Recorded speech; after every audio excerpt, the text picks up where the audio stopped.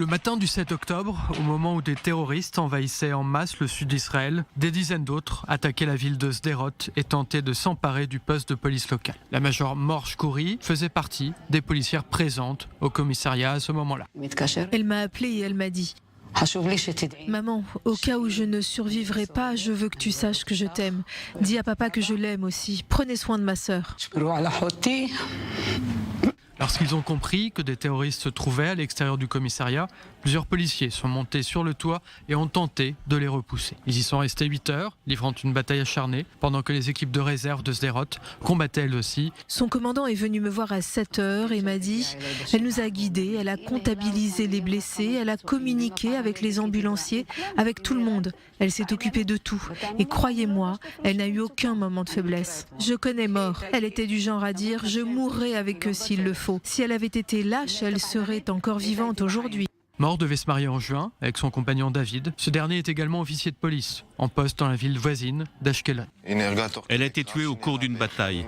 Elle a abattu des terroristes, secouru des blessés et protégé les habitants du Sud. Ça ne le ramènera pas, mais cela nous donne quand même de la force. En fin de compte, nous savons qu'elle s'est battue jusqu'à ses derniers instants et qu'elle est partie en héroïne. Ils l'ont trouvée avec 2 armes et 4 cartouches sur elle. Vous imaginez ? Malgré toute la douleur, je suis fière d'elle, qu'elle ait contribué à nous protéger. Pendant 4 ans, nous avons suivi le même parcours. C'était vraiment une battante.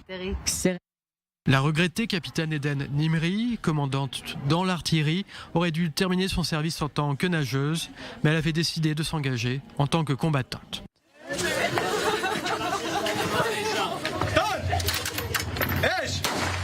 Ce jour-là, elle se trouvait avec son équipe à la base de Nahal Oz lorsque des terroristes y ont fait irruption.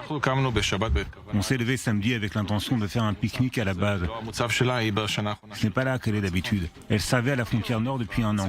Elle venait de remplacer une équipe qui était en vacances. Nous avions prévu de la rejoindre pour pique-niquer. Lorsqu'ils ont réalisé que la base avait été infiltrée, son équipe et elle ont sauté du lit. Pieds nus, en pyjama, ils sont sortis pour combattre les terroristes. Eden et son équipe ont couru jusqu'à la zone protégée où il y avait une trentaine d'observatrices terrifiées. Elle était la seule avec 4 autres soldats à être armés. Elle a pris le côté le plus proche de l'entrée et en silence, avec des gestes, elle a indiqué aux autres où tirer. Lorsque les terroristes sont entrés, Eden et les combattantes les ont éliminés.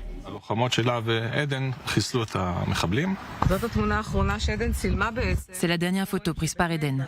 En fait, elle était de ce côté au début, du côté exposé, et après, comme vous pouvez le voir, elle a été de l'autre côté pour couvrir l'autre entrée. Eden a été tué par les terroristes. Ce n'est que 2 jours et demi plus tard que sa famille a été informée de son décès. Elle a toujours été une battante. Elle voulait donner le meilleur d'elle-même, que ce soit en natation, au théâtre ou au moment de la remise des diplômes. Elle pensait qu'elle le méritait. Elle était toujours en tête. Je suis en colère contre elle, oui. Pourquoi ? Elle n'aurait pas dû être là-bas.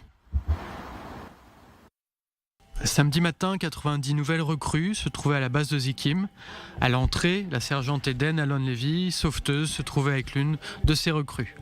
Elle a immédiatement compris qu'il se passait quelque chose d'anormal.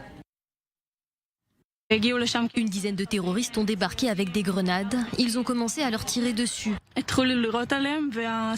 Toute son unité est tombée avec elle. 6 personnes, dont Eden ainsi qu'une autre recrue, ont été tuées au cours de cette bataille. Elles ont réussi à empêcher l'occupation de la base et à sauver les recrues. Je pense que l'histoire d'Eden prouve tout ce que les combattantes sont capables de faire.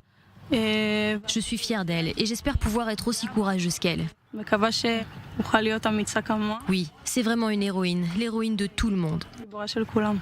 Eden avait terminé sa formation militaire il y a 2 mois et était censée passer au cours d'officier. Elle devait aussi débuter une formation de pilote dans 1 semaine, après avoir décidé qu'elle voulait ajouter d'autres cordes à son arc. Qu'est-ce qui te manque le plus ? Quand elle venait m'embêter,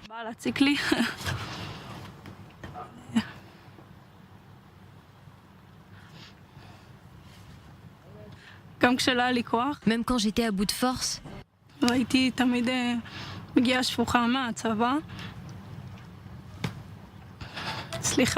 désolée, c'est juste que Je me rappelle, je rentrais le soir, je n'avais plus d'énergie. J'allais directement me coucher et elle venait, elle me criait. Alors, qu'est-ce que t'as ? Elle me réconfortait et tout ça. Ces taquineries vont me manquer énormément.